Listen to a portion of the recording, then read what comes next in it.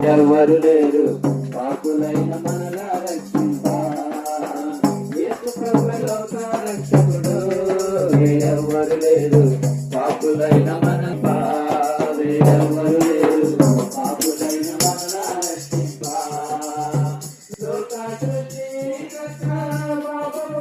ఎవరైతే మేము యేసు ప్రభువుని మరి సొంత రక్షణగా అంగీకరించిన వారందరికీ కూడా ఈ భూమి మీద చేసిన ప్రతి పాపము యేసు రక్తం ద్వారా కడగబడి వారందరూ కూడా నీతిమంతుల జాబితాలకు తీర్చబడి తర్వాత వారు మరణిస్తే ఆయన యేసు ప్రభు వారితో కూడా నిత్య జీవంలోనికి వారు చేరతారని మేము తెలియజేస్తాం. అందుకని యేసు ప్రభు నీ కొరకు మరణించి తిరిగి లేచి ఎలా అయితే పునరుద్ధానుడిగా మరి పరలోకానికి మరి ఎలా అయితే చేర్చబడ్డారో అలాగే మనం అందరూ కూడా యేసునందు ఎవరైతే విశ్వసిస్తారో, ఎవరైతే తమ సొంత రక్షకులుగా యేసుక్రీస్తు ప్రభుల వారిని అంగీకరిస్తారో వారందరికీ కూడా నిత్య జీవం ఉందని తెలియజేయటానికే మీ మధ్యకి రావటం జరిగింది.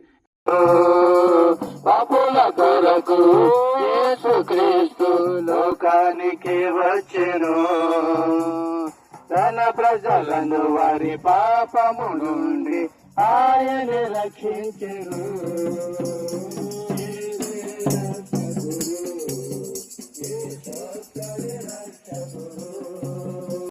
ఏమండి, సర్వ మానవాళి కోసం ఆయన రక్తము చిందించారు, ప్రాణం పెట్టారు. రక్తము చిందించకుండా పాప క్షమాపణ కలుగదని చెప్పి గ్రంథము తెలియజేస్తుంది. ఆ రక్తము కూడా పరిశుద్ధమైనదై ఉండాలి, మానవునిదై ఉండాలి. అలాంటి పరిశుద్ధమైన మానవుడి లోకంలో ఎవరు లేరు గనుక దేవుడే ఈ భూలోకానికి మానవునిగా కన్య మరియ గర్భం ద్వారా వచ్చారు. అంటే ఆయన పుట్టుకలో పాపము లేదు, ఆయన పరిశుద్ధాత్మ వల్ల జన్మించాడు, ఆయన పరిశుద్ధుడు. ఆయన ఈ లోకంలో మనవలే 30 సంవత్సరాలు జీవించాడు. ఆయన జీవించి ఎన్నో అద్భుతాలు చేశారు. తన యవ్వన కాలమందు పరిశుద్ధ రక్తాన్ని చిందించారు. కలువరి సిలువలో ఆయన కాళ్ళలో మేకులు, చేతుల్లో మేకులు, తలపై ముండ్ల కిరీటము, దేహమంతా కూడా చీల్చబడింది. ఆయన రక్తము ద్వారా ఇప్పుడు మనిషిపై ఉన్న ప్రతి పాపము నుంచి కూడా విడిపించబడుతున్నాడు. ఎప్పుడైతే పాపము నుంచి విడుదల పొందుతాడో మనిషి హృదయంలో నెమ్మది ఉంటుంది, సంతోషం ఉంటుంది, సమాధానం ఉంటుంది. అవి మేము పొందుకున్నాం కనుకనే మీకు వచ్చే మాటలు తెలియజేస్తున్నాం. కనుక ప్రభునందు ప్రియమైన వాళ్ళరా, ఇప్పుడు పాపం పోవాలంటే యేసు ప్రభువా నేను పాపిని అని మీ నోటితో ఒప్పుకొని హృదయంలో విశ్వసిస్తే చాలండి, మన జన్మ కర్మ పాపాల నుంచి విడిపించబడతాం.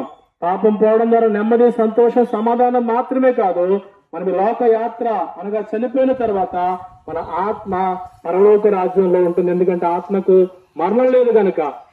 ఒకవేళ యేసు ప్రభుతో నాకు పని లేదు, ఇదేదో విదేశీ మత అనుకున్నట్లయితే అదే పాపంలో చనిపోతే పాపం వల్ల వచ్చే జీవితం మరణము, నరకము గనుక అగ్నిలోనికి వెళ్ళిపోతాం. దయచేసి ఈ మాటలు వింటున్న మీరు యేసుక్రీస్తు ప్రభువు అనేది విశ్వాసం ఉంచినట్లయితే మీరు మీ కుటుంబాలు రక్షించబడతాయి. అలాగే చనిపోయిన తర్వాత ఆత్మ పరలోక రాజ్యంలో ఉంటుంది. అలాంటి కృప మేము పొందుకున్నాం, మీరు కూడా పొందుకుంటారని చెప్పి మాటలు తెలియజేస్తున్నాం.